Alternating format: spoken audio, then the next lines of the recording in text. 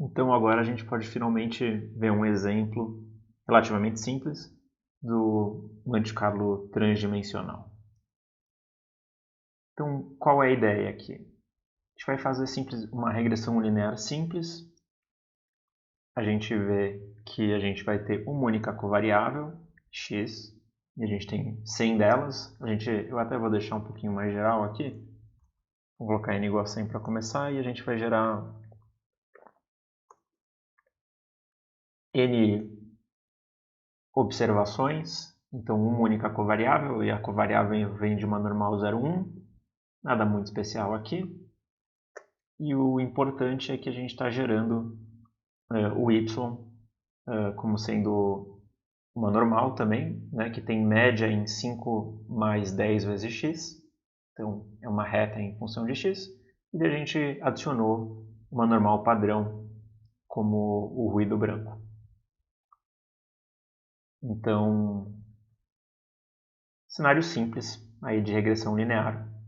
E a gente vai considerar dois modelos que a gente tinha discutido nos exemplos anteriores. No primeiro modelo, que eu estou chamando aqui de M1, a gente vai ter que o mu ele é uma normal 0,100 e y dado mu1 e mu, né? Então o mu é o nosso parâmetro, então y dado o parâmetro que é o intercepto vai ser simplesmente uma normal mu1. Então esse é um modelo em que a gente não usa a covariável, o M1. E o modelo aqui a gente vê que ele está errado, né? E daí no modelo 2, a gente vai ter beta como sendo uma normal 0,100. E a gente pode falar também que nesse modelo 2 a gente tem mu como sendo uma normal 0,100 também, a priori, né? E o y dado mu, beta e m2, ele vai ser uma normal que tem média mu mais beta x e variância 1. Então, esse é um modelo em que a gente está usando tanto o intercepto, né, quanto o ângulo da reta aí para a gente prever o y em função de x.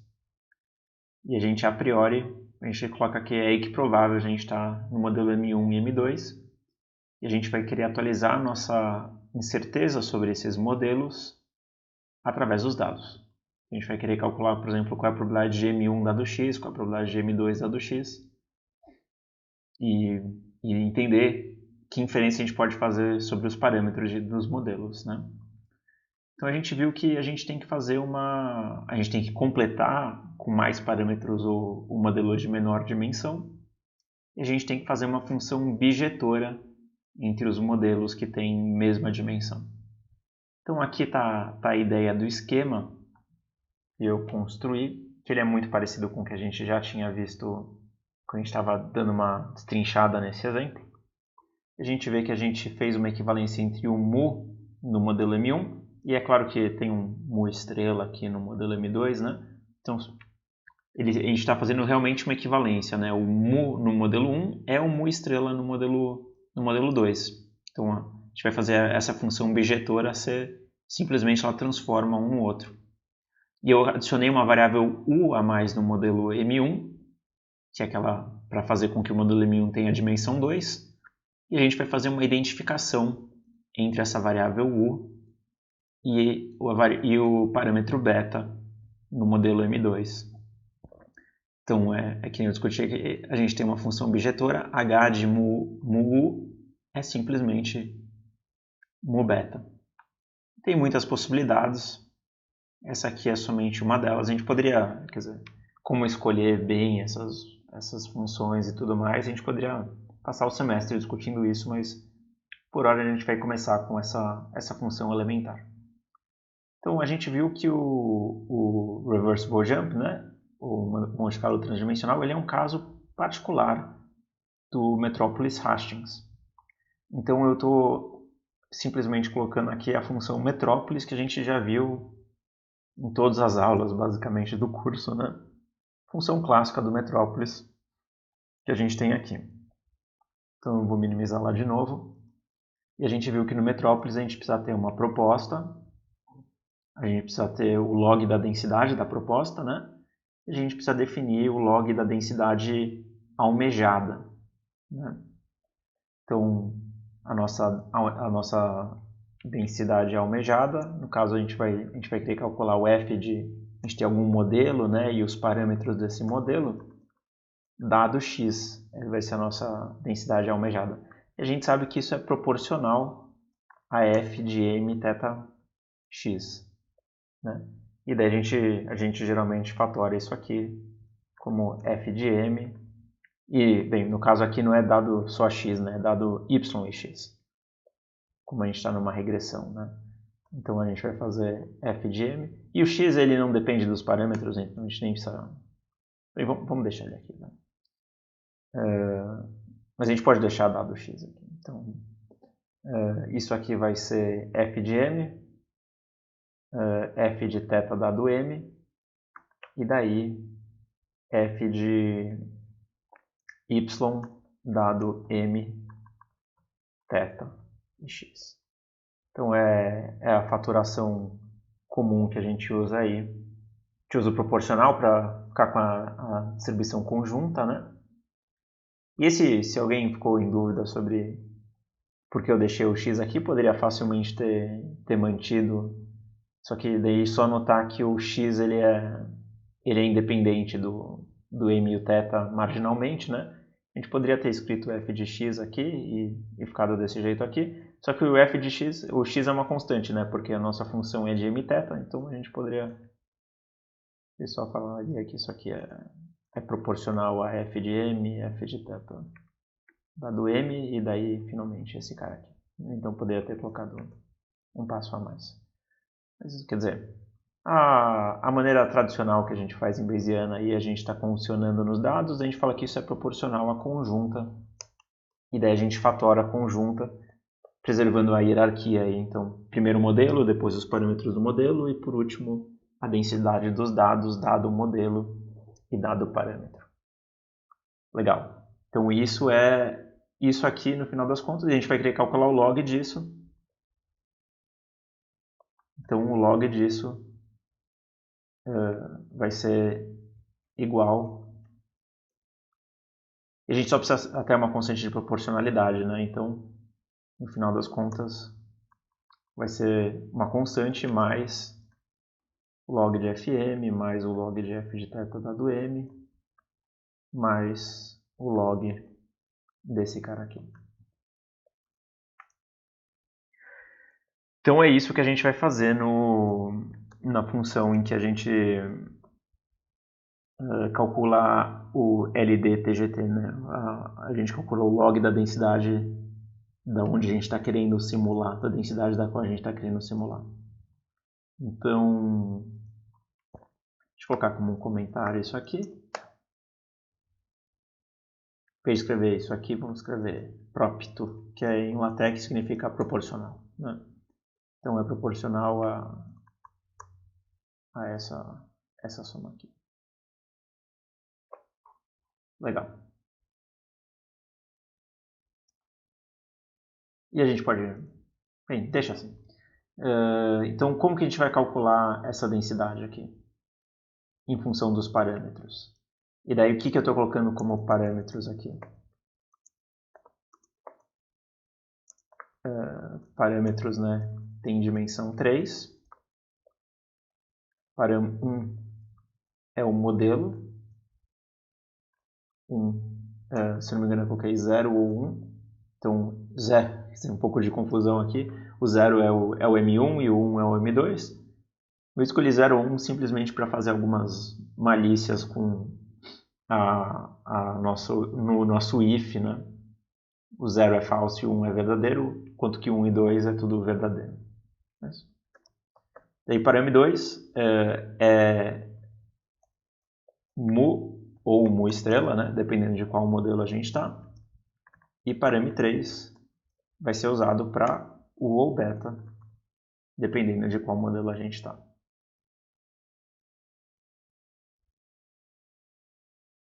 Então, esses são os parâmetros. Legal. Então, como que a gente vai calcular a densidade? Daí aqui está o porquê eu coloquei, né? Então, eu coloquei um case when, que é simplesmente ele vai escolher qual resultado ele vai devolver.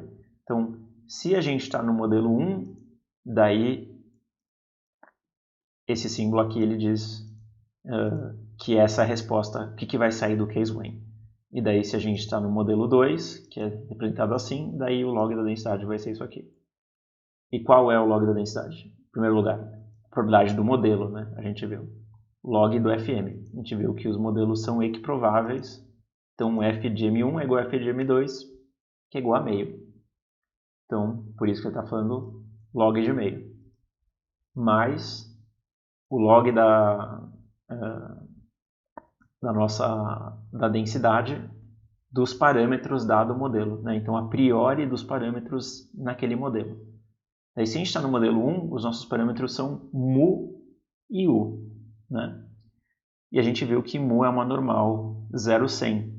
Então, vai ser simplesmente o log da densidade de uma normal, né? Calculado no ponto do mu que foi observado, que é o parâmetro 2, 0,10, porque no R a normal aqui é parametrizada pelo desvio padrão.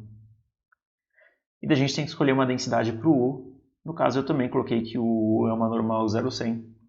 Então, aqui está a priori para o U, uma normal 0,100. E daí, finalmente, mais o log da verossimilhança. Então, nesse caso, os dados são I e D. Então, o log da verossimilhança é a soma do log das verossimilhanças amostra a amostra, né? E cada uma das amostras é uma normal, que tem como média o mu, né? E como desvio padrão, eu acho que eu escrevi aqui, o desvio padrão é 1. Tá 1 aqui, né? Então, quando o desvio padrão é 1 no R, a gente pode só esconder e fica assim o log da verossimilhança. No modelo 2 é tudo muito parecido. Então, essas partes aqui estão todas iguais por causa da especificação do modelo. E daí, só no log da verossimilhança, a gente tem que observar que a verossimilhança de cada uma das observações também vai ser uma normal, mas aqui vai ser uma normal que tem como média mu mais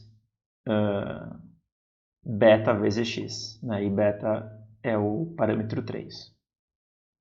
Então, a gente especificou, né, a nossa log da densidade tanto no modelo 1 quanto no modelo 2. A gente usou a nossa variável u no modelo 1 para completar a dimensão e essas duas densidades elas serem comparáveis. Então, com isso, a gente terminou de especificar qual é a densidade de cada um dos estados que a gente vai poder ter no nosso modelão, né? Que o nosso modelão é um modelo de modelos. A gente está colocando uma distribuição conjunta sobre todos eles. Então, a gente pode fechar aqui. E agora tem mais duas funções importantes. Uma delas é a que gera a proposta e uma delas que vai nos calcular qual é a densidade da proposta. Né? Então, ela está calculando qual é a probabilidade da gente sugerir a proposta dado o estado atual da cadeia, que a gente está colocando aqui, param, mas que em outras funções eu tinha colocado antes, né? Mas tanto faz o nome que a gente dá. Então, como que a gente vai gerar a proposta? Para gerar proposta, eu vou colocar dois tipos de proposta aqui. Que lembra que a gente pode escolher entre tipos de proposta sorteando uma proposta dentro das propostas. Né? E eu vou colocar uma proposta interdimensional, digamos assim, que eu vou usar simplesmente um Metrópolis Vanilla para atualizar os parâmetros dentro. E eu vou colocar também uma proposta transdimensional, em que eu eu proponho trocar do modelo 1 para o modelo 2. Então vamos lá. E eu coloquei como um parâmetro aqui, né? O P igual a 0,2. Essa é a probabilidade da gente colocar uma proposta transdimensional, que eu coloquei como P igual a 0,2, mas vocês poderiam testar outros valores. Não pensei muito ainda sobre essa escolha. Geralmente, para o Monte Carlo ser eficiente, a gente acaba tendo que fazer uma proporção maior mesmo de propostas interdimensionais, né? Propostas comuns, né? Do que as propostas transdimensionais. A gente colocou aqui P igual a 0,2. E daí aqui a gente tem o gerador das propostas. Então, vamos lá. Vocês podem ver aqui que ele pergunta, em primeiro lugar, uma uniforme é menor ou igual a P? Então, isso aqui ele só está dizendo que com probabilidade P, né, porque uma uniforme é menor ou igual a P, a probabilidade disso acontecer é P. Então, com probabilidade 0,2, ele entra nesse if e ele vai sugerir manter o parâmetro 2 e o parâmetro 3 exatamente como eles estavam, né, e trocar o modelo. Então, o que está acontecendo aqui? Quando a gente sugere trocar de modelo, a gente pode ter uma estrutura bem complicada, né, para trocar de modelo. Com uma certa probabilidade a gente troca de modelo. Mas aqui a gente só tem dois modelos, então se a gente quer trocar de modelo, a gente tem que ir do 1 para o 2 e do 2 para o 1. Não tem outra maneira de trocar o modelo, né? Mas daí se a gente diz que a gente está indo do modelo I para o J, daí necessariamente a gente vai estar trocando os parâmetros do modelo I, né? Nessa proposta a gente vai estar trocando elas pela função bijetora, né? Que no nosso caso é o H, vai estar trocando, e no caso é um H de IJ, né? Vamos escrever aqui H de IJ. Então a gente está sugerindo, né? Troca o modelo I para o modelo J e, portanto, troca o θI para H de J de θI. Só que no nosso caso, lembra que o H de mu ele é a identidade, né? Então o H de mu é simplesmente mu, porque por causa daquela função que a gente falou que a gente tem realmente equivalência entre mu e mu estrela e equivalência entre beta e u.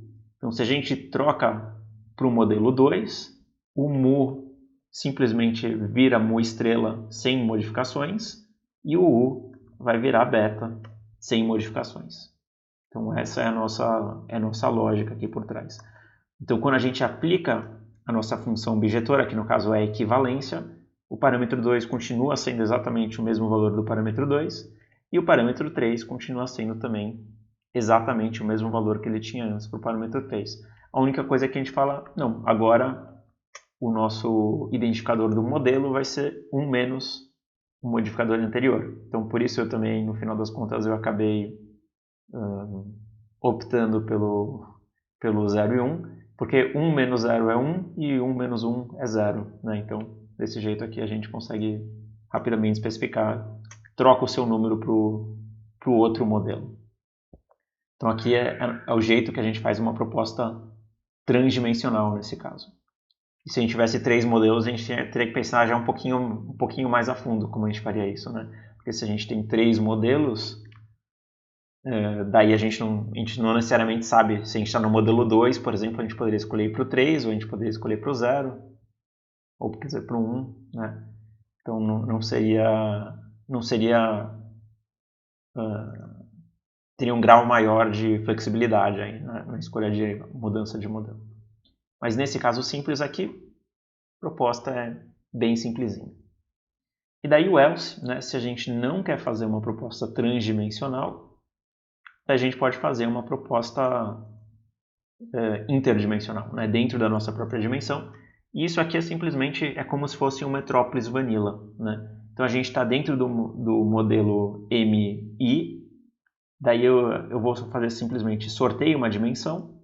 Então sorteio a dimensão, uma dimensão entre as dimensões 2 e 3, e sugere trocar, né? A gente vai estar aqui definindo o prop, então o prop começa como sendo exatamente o valor atual de param, e daí na dimensão sorteada, sugere adicionar um pouquinho de ruído branco, né? Adiciona uma normal padrão, a proposta ao valor da cadeia anterior na dimensão selecionada, e devolve justamente essa proposta. Então o que acontece com essa proposta? Ela continua no mesmo modelo que ela estava, né? Porque a gente só sorteou o parâmetro 2 ou o parâmetro 3, e em uma das duas coordenadas ele vai adicionar ruído branco naquela coordenada. Não era obrigado a gente sortear uma única coordenada. A gente poderia, por exemplo, tentar adicionar ruído branco nas duas coordenadas ao mesmo tempo. Né? Talvez isso deixasse essas propostas interdimensionais mais eficientes. Talvez não. Então, eu só fiz aqui bem simplesinho uma proposta aí de metrópoles sem detalhar a fundo aí o que está acontecendo. Legal, então aqui a gente tem o rprop, e é uma característica muito importante a gente tentar colocar pelo menos uma proposta transdimensional e uma caso em que a gente faz uma proposta interdimensional, para a gente não ficar preso aí no nosso espaço. E é claro que mesmo nesse caso com 2 modelos, dava para pensar bastante sobre como fazer essas propostas de uma forma eficiente. Mas nesse caso, isso aqui já vai ser o suficiente. E daí, por último, a gente tem o LDProp, né? Então, a gente está querendo calcular a densidade da proposta dado o estado anterior. E daí, é claro, a gente tem 2 casos. Se o parâmetro 1 da proposta é diferente do parâmetro 2 da proposta, isso significa que a nossa proposta foi simplesmente trocar de modelo. E daí, nesse caso, né, a gente aplicou a função bijetora. Então, a única coisa probabilística que tem envolvida foi o fato da uniforme ser menor ou igual a P, que a probabilidade disso acontecer é P. Então, nesse caso, o log da densidade da proposta é simplesmente log de P, que a gente está retornando aqui o log de P. Caso contrário, a gente começa com log de meio, né? Porque a gente vai sortear uma das 2 dimensões. Como tem 2 dimensões, a gente está sorteando elas de forma equiprovável. A probabilidade é log de meio. E daí, para cada uma das dimensões, né? A dimensão... só que nesse caso, deveria ser 2, 3, né? Porque para cada uma das dimensões que não são a dimensão do modelo, ele está dizendo que se a dimensão é diferente da dimensão do estado anterior, daí ele vai simplesmente falar que ele vai somar o log da densidade aí, né, dessa proposta, que é simplesmente a densidade daquela normal 0,1 que a gente adicionou como ruído branco. Então vai ser log de meio mais o log aqui da proposta. Nesse caso aqui, a gente sabe que esse caso em que a gente soma uma normal é um caso especial em que a gente tem metrópoles e não metrópoles hashings, né? A gente tem que a densidade de ir é a mesma densidade de voltar. Então, na prática, eu estou fazendo essas contas para ser um pouco mais didático, né?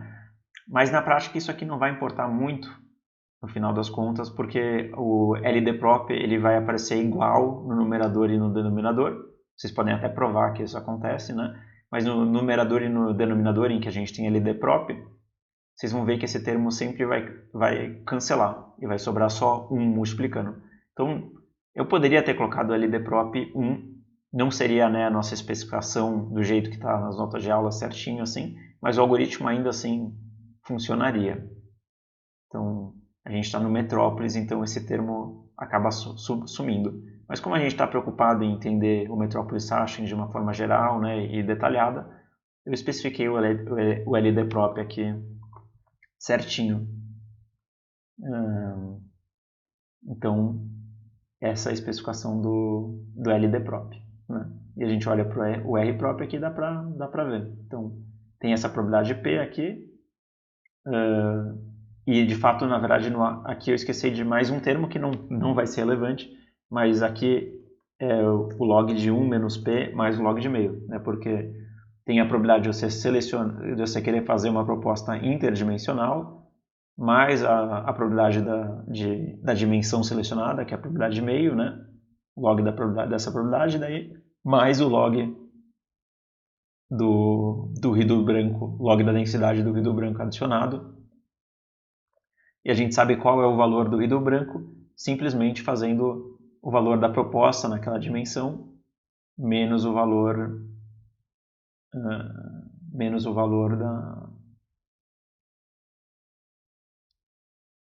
dos parâmetros naquela dimensão, que é justamente o que a gente está fazendo aqui, proposta menos parâmetros e tirando o log disso. Dava para a gente ter eliminado esse for aqui, vou deixar vocês pensarem um pouquinho, simplesmente colocando um if-else e uma soma, dava para a gente ter eliminado esse for. mas só por didático, assim, não ficar a gente se perdendo aí nas finezas da programação, eu deixei esse for. Então a gente tem o LDProp, a gente tem o nosso RProp e a gente tem o LDTarget aqui. Então especificamos tudo que a gente precisava para o nosso Metrópolis. E aqui no caso de um Metrópolis transdimensional, porque a gente está vagando entre modelos. E vocês podem ver que a parte especial do Monte Carlo transdimensional ele tem menos a ver com a programação e mais a ver com especificar essa função objetora, especificar esse completamento do modelo, né, que a gente tem aqui.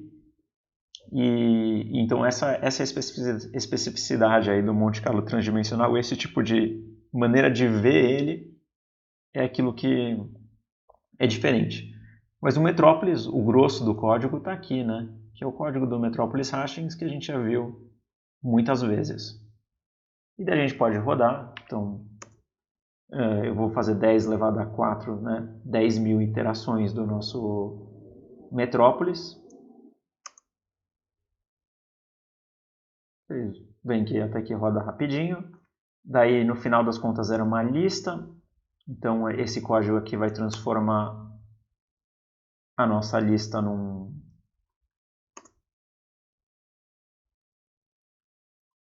Eu não salvei o que eu estou fazendo, né? Então, não muito inteligente. Vamos salvar o que eu estou fazendo aqui. Então, ele transforma a lista numa matriz, que muitas vezes é mais fácil fazer as contas. Vocês podem ver aqui que ele começou, eu pedi para inicializar no modelo 1, com o parâmetro mu em 0 e o parâmetro u em 0. Você pode ver aqui que provavelmente ele fez algumas propostas, aquele que ele rejeitou. Provavelmente ele tentou colocar valores negativos para mu, o que não era o caso, né? Ele fez mais algumas propostas aqui que ele acabou aceitando, foi mudando esses valores de mu e u. De algum momento ele sugeriu mudar para o modelo 1. Lembra que o modelo é 5 mais 10 vezes x. Então vocês veem aqui que ele está lentamente se aproximando de 5 mais 10 vezes x. Vocês podem ver que depois que ele chega no modelo 1, ele não larga mais esse osso. A gente já vai ver que basicamente a probabilidade do modelo 0, dada a amostra que a gente observou, é muito, muito baixa. Nesse caso até dá para fazer as contas, dá para calcular analiticamente a probabilidade dos modelos dado x. Não vou colocar isso para vocês fazerem, mas é um bom exercício, até que é interessante. Então devo ajeitar aqui como sendo uma table, os nossos dados, nada de muito especial. Simplesmente a table é uma espécie de data frame, né? Então eu coloquei a coluna M aqui como sendo qual é o modelo. Daí beta 0, não sei porque eu coloquei esse nome, eu poderia ter colocado mu simplesmente. E daí agora sim eu vou chamar de beta. E lembra que beta pode ser beta ou u, dependendo de qual modelo a gente está dentro. E daí tem várias coisas que a gente pode fazer. Por exemplo, a gente pode ver qual é a proporção de vezes que a gente está em cada um dos modelos, né? Então eu posso colocar summarize, ou melhor, então vamos usar, eu posso colocar DTM e eu posso colocar table, sei lá, né? Só para a gente enxergar. Vocês podem ver aqui que ele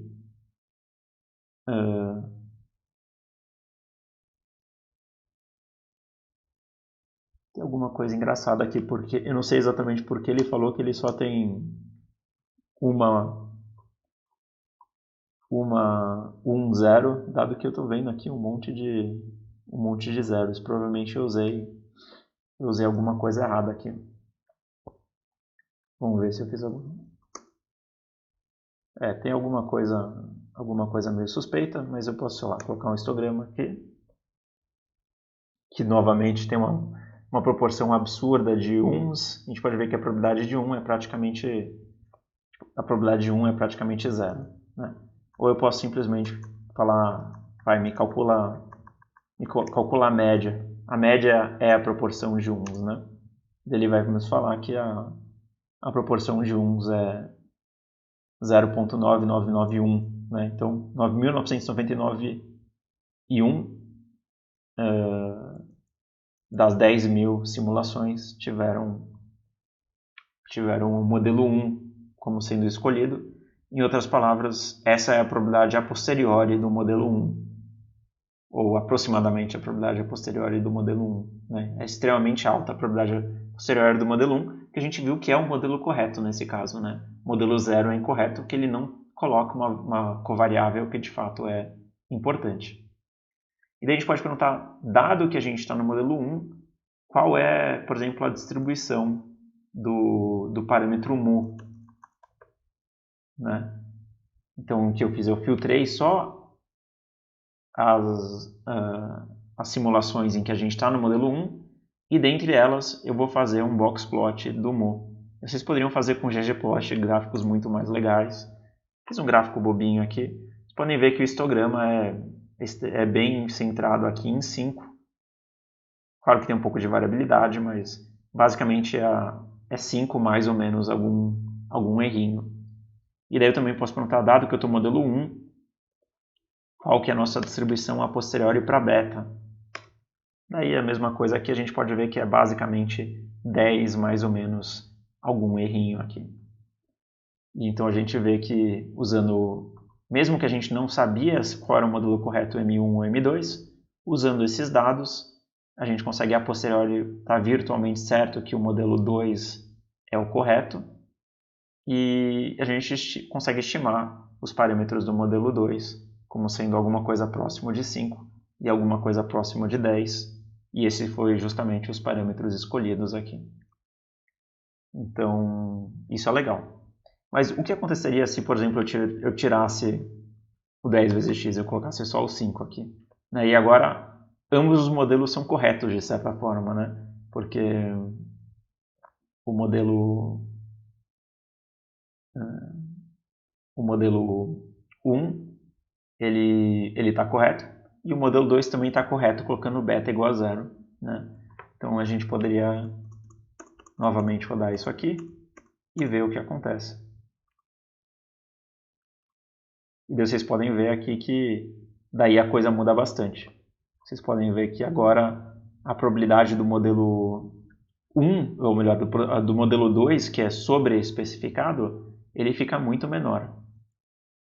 Vocês estão vendo aqui, né, que só em cerca de 1 em 100 simulações ele visita o modelo 2. E vocês até podem tentar entender por que, se o modelo 2 de certa forma está correto, né, porque a probabilidade do modelo 2 a posteriori ficar tão baixa, apesar do modelo 2 de certa forma estar correto também, né? Ele só tem mais parâmetros. E a resposta é que existe um privilégio pela simplicidade nas priores que a gente está escolhendo aqui. Então, isso aí vocês podem dar uma investigada do porquê acontece, mas é legal que funcione, né? E ele acaba escolhendo o modelo mais simples dentre os modelos disponíveis no Metrópolis que a gente está fazendo. E a gente poderia também, quer dizer, o nosso n aqui é grande, né? Então deixa eu voltar para o 5 mais 10 vezes x. E agora trocar para n igual a 1. Então vamos colocar menos informação, um único dado, e ver o que acontece. Então agora o modelo 2 é o modelo correto, mas a gente tem menos dados para tirar essa conclusão. E daí vocês podem ver que com um dado só, ele virtualmente não consegue aprender quase nada. Né? Então, a nossa priori era 50% para o modelo 1 e 50% para o modelo 2. Ele continua muito próximo de 50% observando um único dado. Claro, com um único dado você até pode estimar um parâmetro aí, o intercepto, né? Mas não dá para ligar os pontos para dar uma reta. Então, com um único parâmetro não dá. Com um único dado não dá para colocar dois parâmetros, né? E é isso que a gente vê aqui, continua 50-50. Mas vocês poderiam brincar um pouco, ver como que isso muda no tamanho da amostra. Por exemplo, 3, assim, já dá uma coisa um pouco mais interessante. Mas vocês vão ver que ele não vai ter tanta certeza sobre qual é o modelo correto se eu colocar n igual a 3. Na verdade, bem, ele já aumenta consideravelmente, mas sobrou ainda 5% aí do modelo 1 está correto. E 95% do modelo 2 está correto. Né? Então é uma técnica muito interessante, aí, o Monte Carlo transdimensional. E esse exemplo básico nos ajudou a entender pelo menos uma implementação mais simples. No próximo vídeo a gente vai ver um exemplo um pouco mais interessante.